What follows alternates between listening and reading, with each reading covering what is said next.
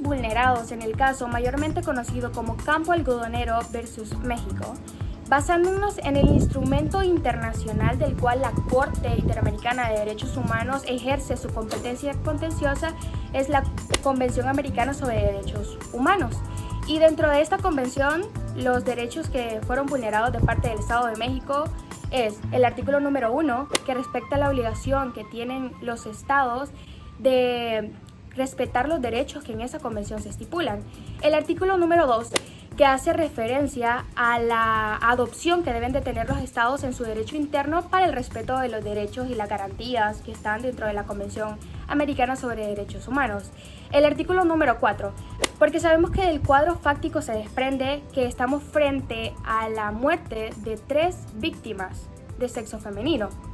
El artículo número 5, que hace referencia a la integridad personal, el derecho de la integridad personal, y es que luego de encontrar estos 3 cuerpos sin vida, también se encontraron rastros de que sufrieron de agresiones sexuales. El artículo número 8, que son las garantías judiciales, y me gustaría relacionarlo con el artículo número 25, que hace referencia a la protección judicial, debido a que estamos frente a un caso en donde el aparato judicial del Estado, en este caso México, no se activó eficazmente para resolver los casos de las desapariciones de estas 3 víctimas. El artículo número 11, que hace referencia al derecho de la honra y la dignidad, que más creo yo que tiene que ver con cómo encontraron estos cuerpos, debido a que si nos podemos a pensar, los cuerpos encontrados sin vida fueron en un campo de algodón, sin ni siquiera una sepultura clandestina. Entonces, de eso hace referencia que esto atenta contra la honra y la dignidad que alguna vez estos cuerpos sin vida tuvieron. Y por último, el artículo número 12, que es respecto a los derechos, al derecho del niño, porque de estas 3 víctimas, una de ellas era menor de edad. Eso con respecto a la Convención Americana sobre Derechos Humanos. Si nos ponemos ahora a incluir los artículos que fueron sacados a la luz por la Comisión Interamericana de Derechos Humanos, también podemos incluir el artículo 7, 8 y 9 de la Convención Belén do Pará, pero este tema se los explicaré a continuación más ampliamente.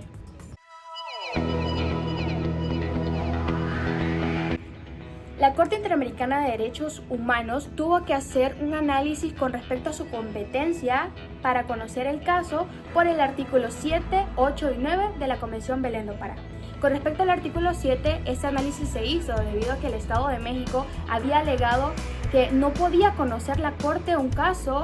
que se alegara con respecto de la Convención Belén do Pará, debido a que México únicamente había ratificado la Convención Americana de Derechos Humanos y ningún otro instrumento internacional, y que por ende la Convención Belén do Pará tenía sus propios tribunales ad hoc, tribunales especiales del tema, que iban a resolver estas controversias y no la Corte Interamericana de Derechos Humanos. Sin embargo, la Corte, por medio de una interpretación sistemática, teleológica y trayendo a colación el principio de efecto útil,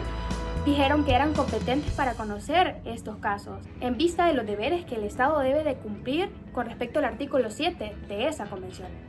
Ahora, con respecto al artículo 8 y el artículo 9 de la Convención Belén do Pará, la Corte se declaró que es incompetente para conocer casos con respecto o en base a esos 2 artículos, debido a que del artículo 12 de la misma convención desprende que únicamente se van a conocer los casos respecto a las violaciones de los derechos contemplados en el artículo 7 de la Convención Belén do Pará. El primer análisis que hizo de fondo la Corte con respecto a este caso fue determinar si la violencia que sufrieron estas 3 víctimas era acorde a la violencia en contra de la mujer según la Convención Americana y la Convención Belén do Pará. Para esto, la Corte trajo a colación el caso Castro versus Perú, en el cual la Corte había hecho un análisis con respecto al artículo 5, que es referido a la integridad personal, y dijo en este caso que se necesitaban 2 instrumentos como alcances interpretativos. Estos 2 instrumentos fueron la Convención Belén do Pará y la Convención de Eliminación de todas las formas de discriminación contra la mujer, mayormente conocida como CEDAW. determinando que estos dos instrumentos internacionales forman parte del Corpus Juris Internacional en materia de protección del derecho de integridad personal de las mujeres, del cual también forma parte la Convención Americana sobre Derechos Humanos.